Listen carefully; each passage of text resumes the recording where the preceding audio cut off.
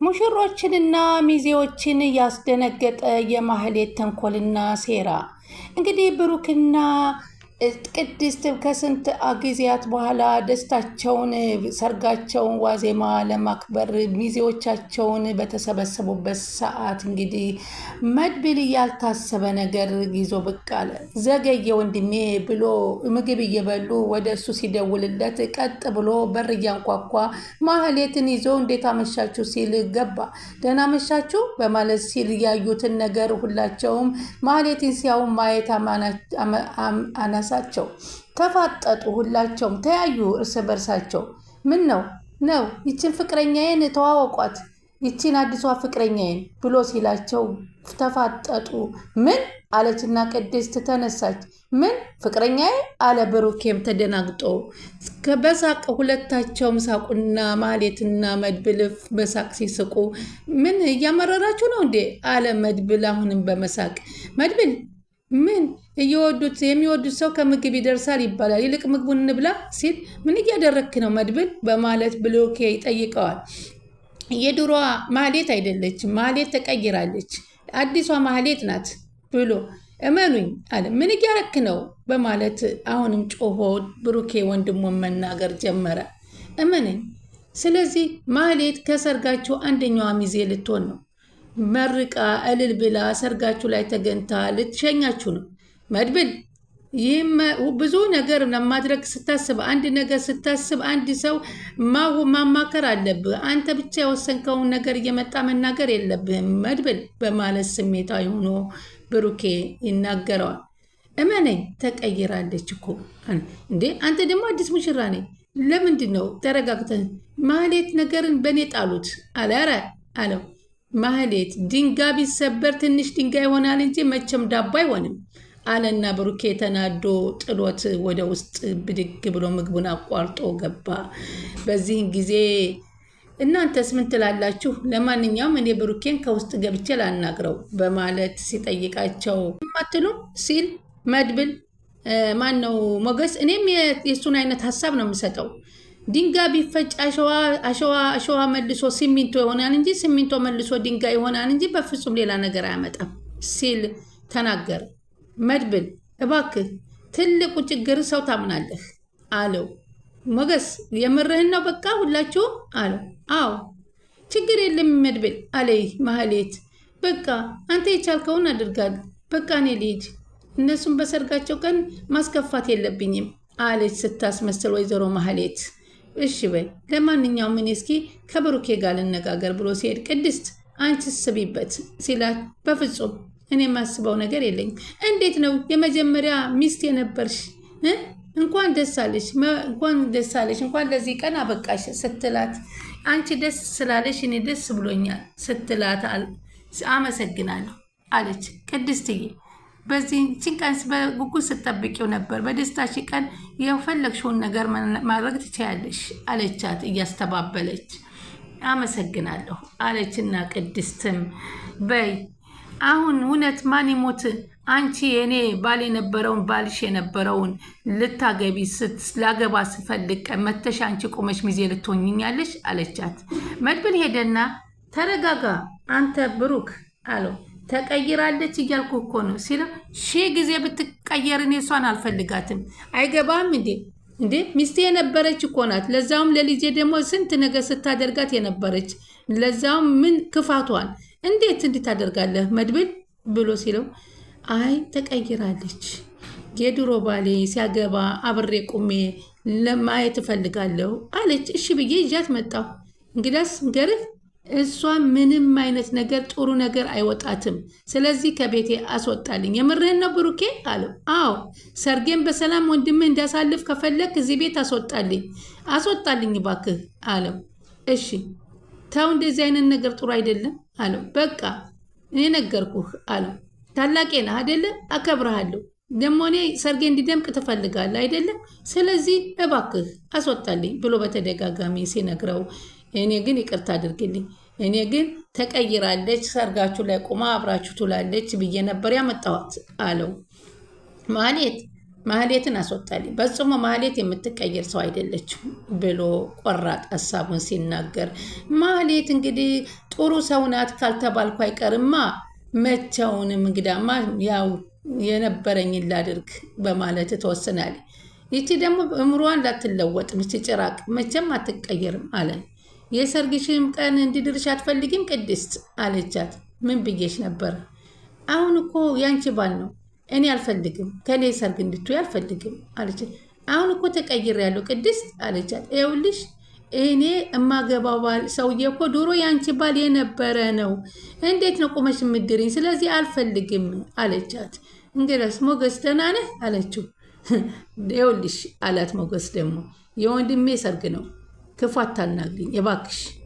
አንቺ በራስሽ ጊዜ ጥፋትሽን እያጠፋሽ ራስሽን። ይህ ማረግ ያንቺ ነበር፣ ይህ ሰርግ ያንቺ ነበር፣ የዛሬው ቀን ያንቺ ነበር፣ ግን አልሆነልሽም። እንደ ውሻት ውጭ እየተባልሽ መባረር ከባድ ነው አላት። አዎ ልክ ነህ መጎስ አለችው። አየሽ አይደለም መልካምነት እንዴት እንደሚያሳጣ። መልካም ብትሆኚ ቤትሽ፣ ትዳርሽ፣ ሰርግሽ ዛሬ ይህ ያንቺ ነበር፣ ያንቺ መጨረሻ ግን እንደዚህ ሆነ ሲል ተናገራት። አዎ ልክ ነህ፣ ሁሉንም ነገር አጥቻለሁ። ስለዚህ አሁን የምትፈልጊው አንቺ ይህንን ቀን ለእኛ ደስታ እንዲሆንልን እባክሽ ውጭልን። እንዴ ሚስት ከመቼ ወዲህ ነው ባሏን ቆማ የምትድረው? ሆኖም ማያቅ ነገር ነው ማህሌት፣ እባክሽ ወደ መጣሽበት ተመለሽ ሲል ሞገስ ይናገራታል። እሺ እወጣለሁ አለችና ቅድስትም ጭንቅላቷን ራሷን ይዛ ራሷን ደፍታ ማዘን ጀመረች። ከዛም በቃ ማህሌት ይቅርታ አድርጊልኝ አለ አቶ መድብል። ይህንን ለመወሰን ጊዜ ያስፈልገዋል። ስለዚህ በእነሱም አትፍረጅባቸው። ያንቺን ማንነት መቀየር እንዴት ብለው ሊወቁት ይችላሉ? በቃ አንተ የተቻለህን አድርገሃል መድብል። መልካም ሰርግ ይሆንላችሁ። ቅድስቴ ብዙ ነገር አሳልፈን ነበር፣ ግን ብዙ ነገር አስተምራችሁኛል። በጣም አመሰግናለሁኝ በማለት እንኳን ደስ አለሽ፣ ሁላችሁም እንኳን ደስ አላችሁ፣ ፈጣሪ ደግሞ መጨረሻችሁን ያሳምርላችሁ ስትል ጸሎት አደረገ። በይ አሁን ውጭላቸው።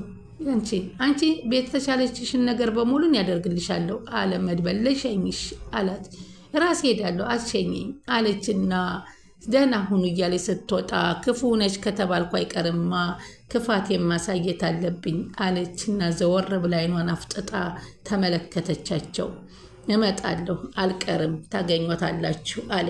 ሰላም ወደ ቻናሌ ተከታታዮች ሰላማችሁ በያላችሁበት ይብዛ። ለቻናላችን አዲስ የሆናችሁ ሰብስክራይብ፣ ላይክ፣ ሼር እያደረጋችሁ አበረታቱ። ምሳሌ የቀጣይ ፓርቲ ዘመተና በዚህ ፓርቲ እንግዲህ የቅድስና የብሩኬን ሰርግ በጉጉት ስንጠብቀው የነበረውን በስከ መጨረሻ እንግዲህ ማህሌት ሚዜዎቹንም ባስደነገጠ ሁኔታ አድርገዋል።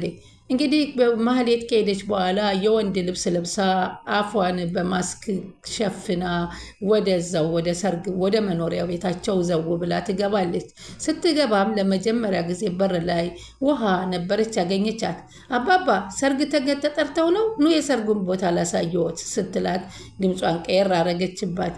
ከዛም ቀጥ ብላ ወደ ላይ እነሱ ጭፈራውን እያሟሟቁት እያሉ እንግዲህ ኤፍራታም እዛ ውስጥ ተገኝታ መርዞም እኔም ኤፍራታን በእንደዚህ አይነት ሰርግ ድልቅ ባለ ነው ማገባት፣ ሁሉም በተራ ያገባል እያሉ ደስታቸውን እየተገላለጹ የሌለ የለም ዳጣም ናታልን ይዛ ሄዳለች። ውሃ መርዞ እንዲሁም ደግሞ ትህትናና አብሪሽ ሁላቸውም በተገኙበት እየደመቀ ባለበት ቀጥ ብላ ሙሽራዋ ተኳኩላ ተጨራርሳ ወደ መድረክ ወደ ውስጥ ወደ ህዝቡ ስትቀላቀልላት ወደ ቤቱ ቀስ ብላ ወደ ኪችን አመራች።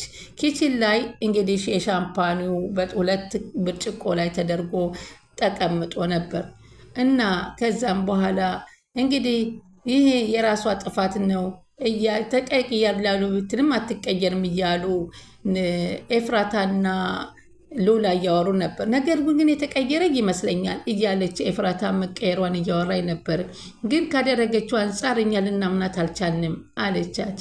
ዋናው ወደ ቀድሞው ሰው ማንነቷ መመለሷ ደስ ይላል። ባሏ ሲያገባ ቆሞ ማየት ለእሷም ጥሩ አይደለም። ምንም ቢሆን እኮ አቅፋው ተኝታለች። አዎ ልክ ነሽ። ፕሮግራሙ ደግሞ ላይ ስታይ የባሰ ሊከፋት ይችላል እና ቅድስቴ ወደ ቅድስቴ ልሄድላት አለቻት ሉላ። እሺ በቃ አሁን ለማንኛውም ኤፍራታ እንግዲህ ውሰጅላቸው ትንሽ ቆይና ጠርሙሱን ብርጭቆውን ይዘሽ ነይ ብላት ሉላ አናግራት ትሄዳለች። ከዛም ኤፍራታ ወጥታ ወደ ጭፈራው ስትቀላቀልላት ቀስ ብላ ወደ ኪችን ገባችና መድኃኒቷን ጨመረችበት የክፋት ጥጓን። ከዛም እንግዲህ ሁሉም ደስታቸውን እያበሰሩ እየጨፈሩ እየተደነሰ እየተቧረቀ ባለበት ሰዓት እንግዲህ የሻምፓን ፕሮግራም ደረሰ። ገና ወደ አዳራሽ አልሄዱም። አዳራሽ ለመሄድ የተዘጋጁ ነበር። ግን እስኪ እዚህ ሻምፓኑን ለመጠጣት ብለው እንግዲህ ለምሳሌ ደግሞ ወንድም እናመጣለታለን እያሉ የወደፊት ህልማቸውን ብሩኬና ቅድስት ማውራት ጀመሩ።